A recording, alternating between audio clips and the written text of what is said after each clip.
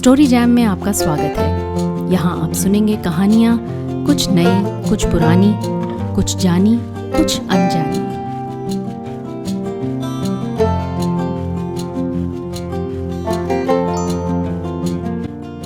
एक बहुत ही मज़ेदार किताब हाथ लगी जिसका नाम है बब्बन कार्बोनेट। इसे लिखा अशोक पांडे ने।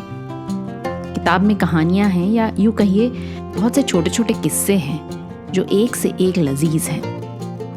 आज उसी किताब से पूरंदा और तेल का कनस्तर। अगर कहानी अच्छी लगे तो किताब ज़रूर मंगवा लीजिए। नवारुण प्रकाशन की ये किताब ऑनलाइन बड़ी सरलता से उपलब्ध है। पूरंदा मेरे ममेरे भाई लगते थे। ब्लॉक दफ्तर में नौकरी किया करते और मुझसे बड़ा अनुराग रखते थे। कभी पिक्चर दिखा देते, कभी बिना बताए कॉमिक्स के सेट ले आते। 6 फुट लंबे पूरंदा मुझसे 10 साल बड़े थे। यानी जब मैंने इंटर किया उनकी शादी की आयु हो गई थी। एक दिन उन्हें हिदायत मिली, लड़की देखने जाना है। लड़की देखने का काम हल्द्वानी से कोई 100 किलोमीटर दूर काशीपुर नाम के कस्बे में किया जाना था। एक वैन बुक कराई गई। उसके साथ जाने वाले दल में उनके पिता और खानदान के 2 वरिष्ठ खूसटों के अलावा उनके इसरार पर मुझे भी शामिल किया गया। पीछे की सीट पर सीनियर लोग बैठे। आगे ड्राइवर और पूरंदा की सीटों के बीच मुझे जगह मिली। मारुति वैन में इस जगह बैठने वाली सवारी को अपनी दोनों टांगें गियर के इधर उधर रखनी होती थी। ये खासा असुविधाजनक हुआ करता था। दोपहर 12 बजे के आसपास हम हल्द्वानी से चले। काला डूंगी से आगे दोराहे के पास वैन का पिछला टायर पंचर हो गया। एक वरिष्ठ ने इसे सुसंयोग बताया तो एक ने भंचक यानी अपशगुन। उसके बाद काशीपुर की रेलवे क्रॉसिंग पर ट्रॉली पलट जाने के कारण आधे घंटे का जाम मिला। इस पर भी वरिष्ठों ने कुछ मनहूस बातें की। काशीपुर पहुंचने और घर खोजने की प्रक्रिया में करीब 4 घंटे लग गए। हम नाश्ता करके चले थे। लंच का समय 2 घंटे पहले बीत चुका था। भूख के मारे मेरी ऐसी तैसी हो चुकी थी। बीच में एक बार पूरंदा से भूख का जिक्र किया तो उन्होंने जेब से एक टॉफी निकाल कर दी और सब्र रखने को कहा। लड़की वाले ठीक ठाक संपन्न थे।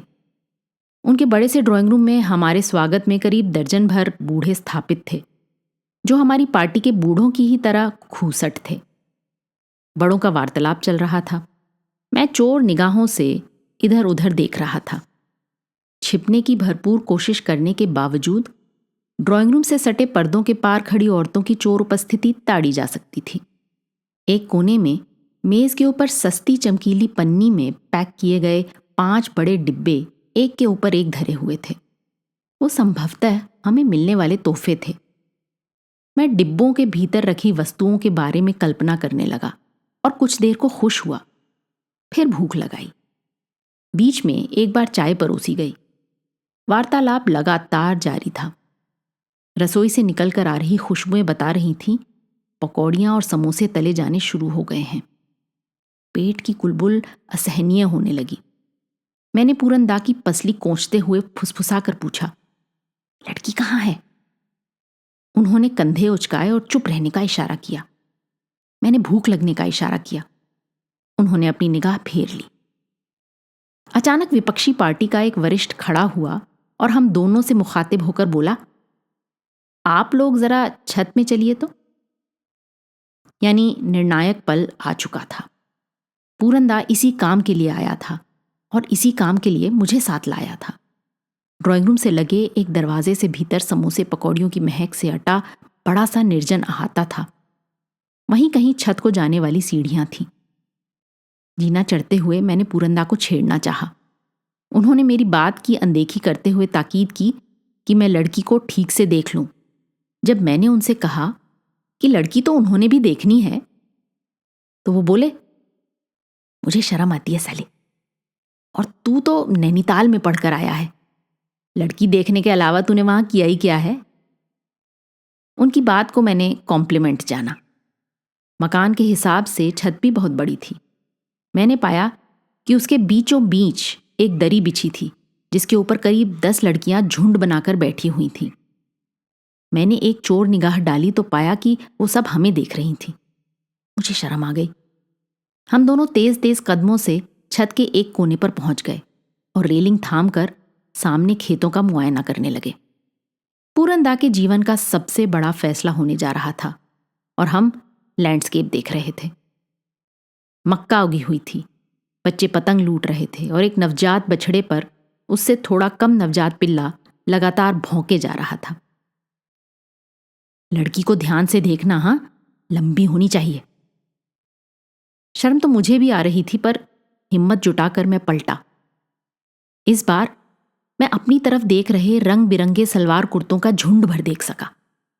हमारी वाली कौन सी है पता लगाने का कोई रास्ता न था। ये तो 8-10 हैं पूरंदा, कौन सी वाली होगी पता नहीं चल रहा। रुक 1 मिनट, कहकर पूरंदा बटुआ निकालने लगे।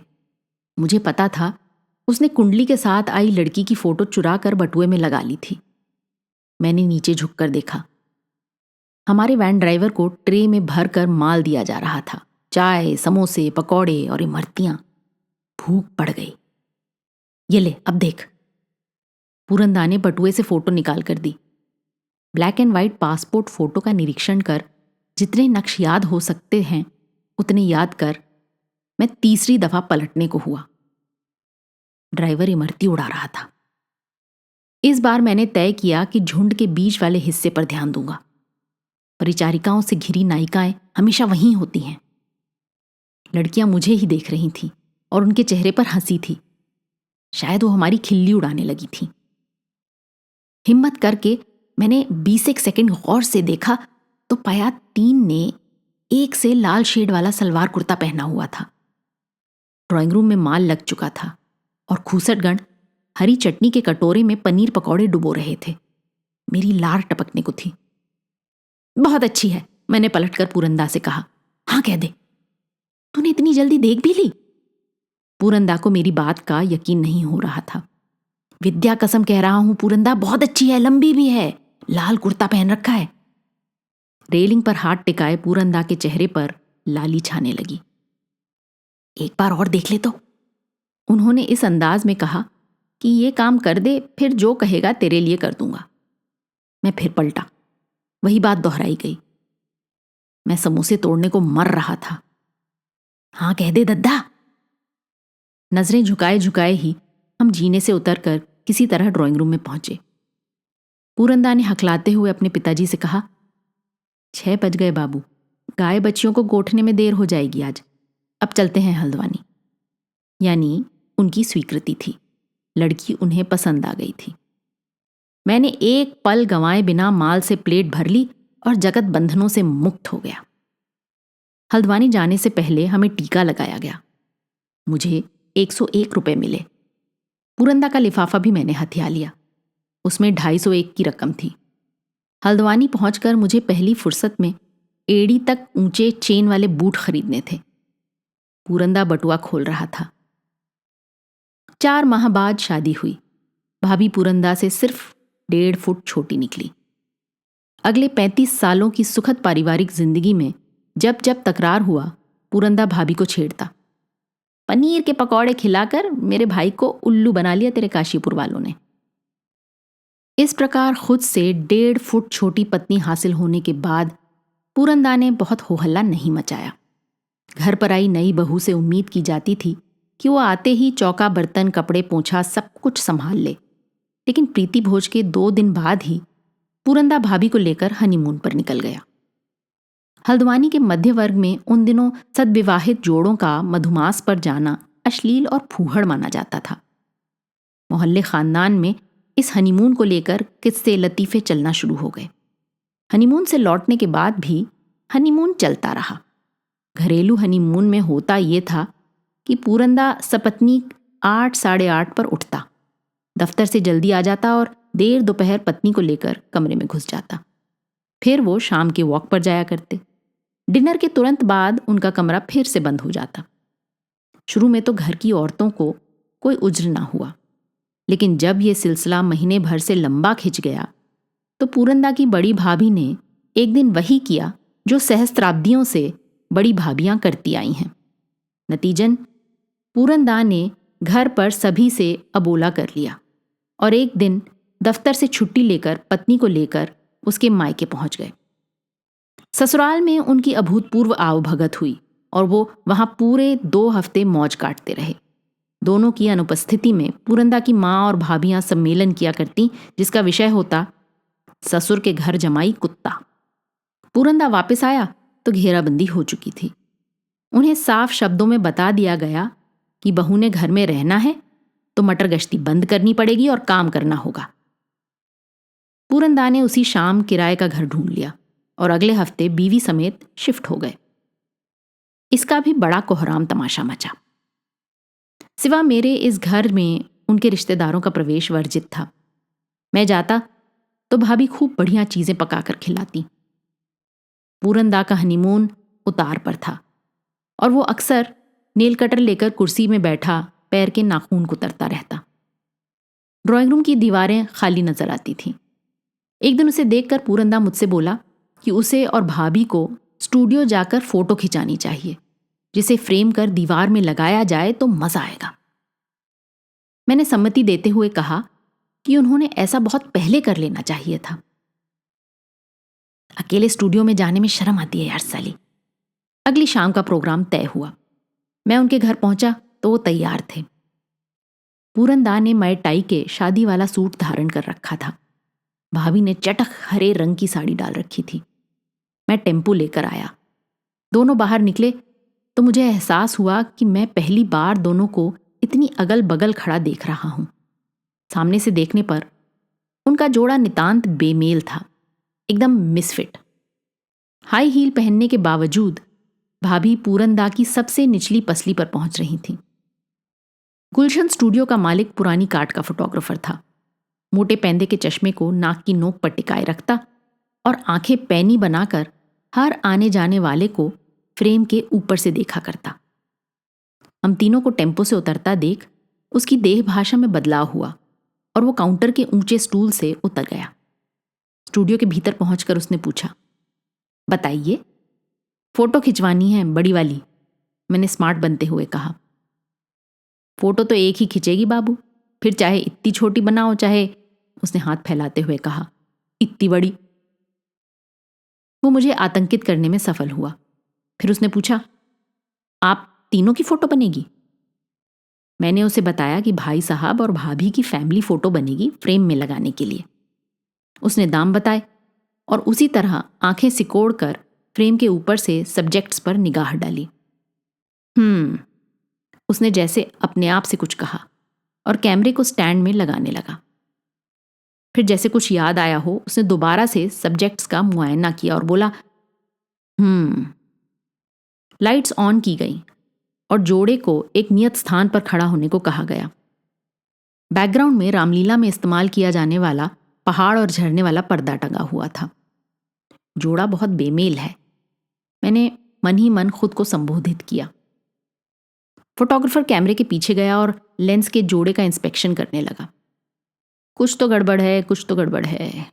कैमरा छोड़ बड़बड़ाते हुए वो स्टूडियो में कुछ खोजने लगा। जब वांछित वस्तु उसे नहीं मिली तो वो 1 मिनट कहता हुआ स्टूडियो से बाहर निकल गया।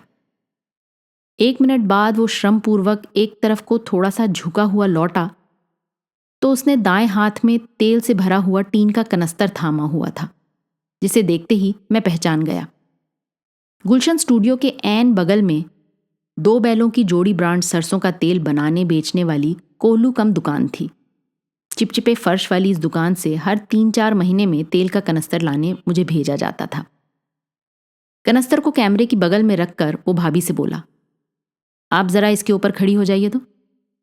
5 मिनट से उसके ठेठर नाटक देखता झेलता पूरंदा उखड़ने को था जब इस बात को भांप कर फोटोग्राफर चापलूसी से बोला, क्या है कि इससे मैडम की थोड़ा हाइट बढ़ जाएगी और फोटो खूब बढ़िया आएगी।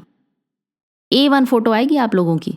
मैं खुद फ्रेम करके उसे काउंटर पर लगाने की सोच रहा हूं। और सर, कनस्तर को जमाते हुए उसने अपनी बात जारी रखी, ऐसे जबरदस्त कपुल तो जो है भगवान ही बना सकने वाला हुआ।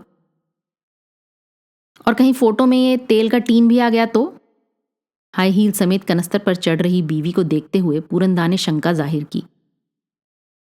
हम उतनी लंबी फोटो खींचेंगे ही नहीं, आप निश्चिंत रहिए सर। इस तरह पूरनदा का पहला फैमिली पोर्ट्रेट बना।